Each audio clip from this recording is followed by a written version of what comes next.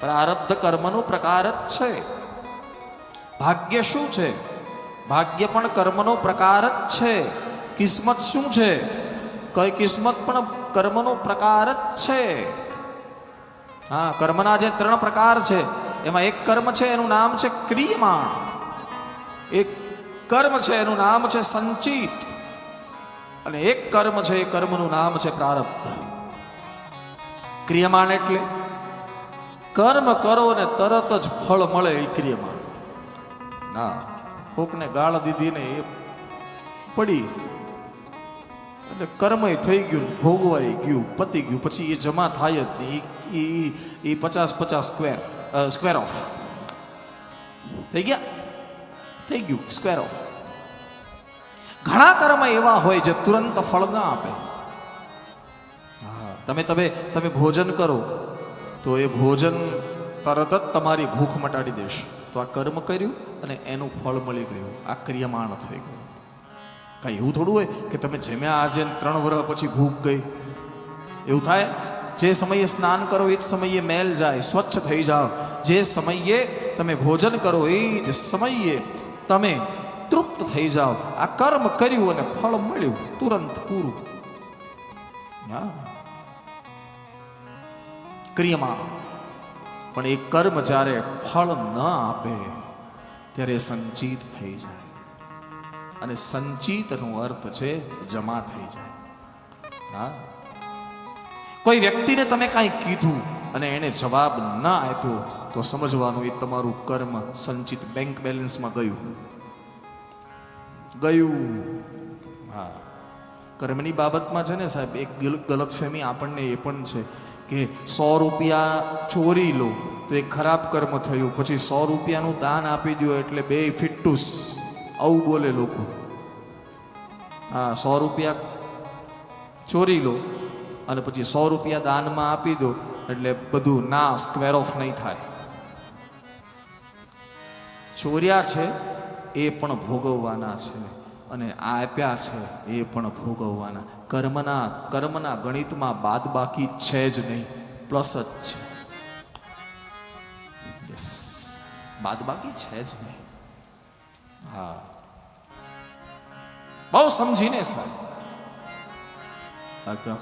હતા નહોતા કરી નાખે હો જ્યારે કર્મ બોલવાનું શરૂ કરે ત્યારે. मैं अभी कहना शुरू किया हूं, कभी किसी की आंखें बोलती है, हाँ, कभी किसी का पैसा बोलता है, कभी किसी का चरित्र बोलता है, कभी किसी की प्रार्थना बोलती है, कभी किसी की जीभ बोलती है, कभी कभी सब कुछ बोल, मगर सब खामोश हो जाते हैं जब अपना कर्म बोलता है. આ બધું શાંત થઈ જશે જ્યારે કર્મ બોલવાનું શરૂ કરશે. बहुत समझ के, इसीलिए मैं कह रहा हूं डरना जरूरी है, धर्म से नहीं कर्म से. ગહન વિષય છે. હા, ગહન વિષય છે. કર્મ કયા આધારે થયું એ પણ ફળને બાંધે, કયા ભાવથી થયું એ પણ બાંધે. કર્મને તમે સીધા એમ નહીં કહી શકો કે લ્યો આ પાપ અને આ પુણ્ય. દાખલા તરીકે ડોક્ટર કોઈ ઓપરેશન થિયેટરમાં કોઈના પેટને કાપે તો એને પાપ નહીં કહેવાય ને, કે કહેવાશે?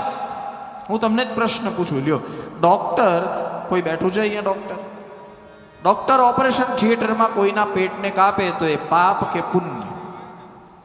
હા, પાપ કે પુણ્ય? તમે બોલ્યા નહીં. શું પુણ્ય?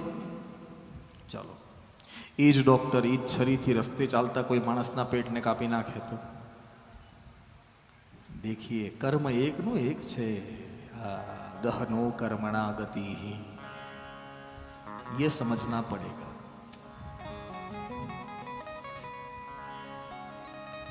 एक और प्रश्न पूछूं? है पूछो. कसाई, બુચર કહે ને ઇંગ્લિશમાં, જે રોજ કાપવાનું કામ કરે એ કસાઈ પોતાના બકરાને રોજ બદામ ખવડાવે તો એને પુણ્ય કહેશો કે પાપ કહેશો?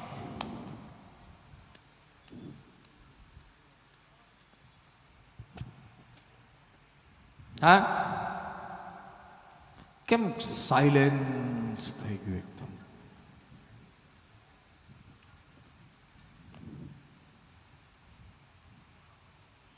કસાય પોતાના બકરાને રોજ બદામ ખવડાવે તો એ પુણ્ય કે પાપ? બોલો બોલો, બરોબર છે, પાપ.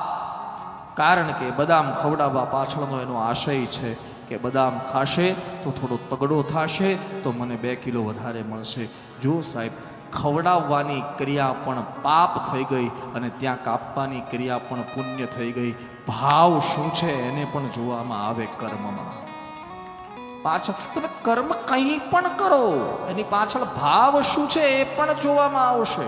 અને ભગવાને એવા મશીનો ફિટ કર્યા છે કે આપણે બહારથી ભલે ગમે એટલી એક્ટિંગ કરીએ, હા, અંદરનો ભાવ તો એ ભગવાન જાણી લે છે કે આને આ ભાવથી આ કર્મ કર્યું છે, બસ.